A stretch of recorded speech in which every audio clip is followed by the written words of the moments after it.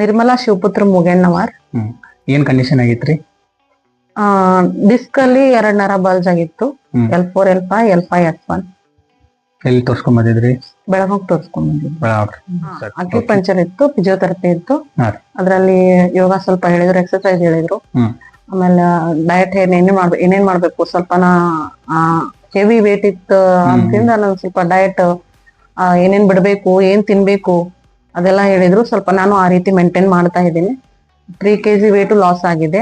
3 kg weight loss ಆಗಿದೆ. ಆನಂತರ ಸ್ವಲ್ಪ ಕಡಿಮೆ ಅನ್ಸಿದೆ, ಕಾಲ್ ನೋವು ಕಡಿಮೆ ಅನ್ಸಿದೆ. ಮಾತ್ರ ಜುಮ್ ಬರೋದು, ಕೈ ಜುಮ್ ಬರೋದು ಇತ್ತು, ಅದು ಕಡಿಮೆ ಆಗಿದೆ. 7 days ಟ್ರೀಟ್ಮೆಂಟ್ ತಗೊಂಡ್ರಿ ಈಗ. ಸೊ 7 days ದಾಗ ನಿಮ್ಗೆ ಎಷ್ಟು ಪರ್ಸೆಂಟೇಜ್ ಕಮ್ಮಿ ಅನ್ಸಿದ್ರಿ? ಒಂದ್ 60% ಕಡಿಮೆ ಇದೆ.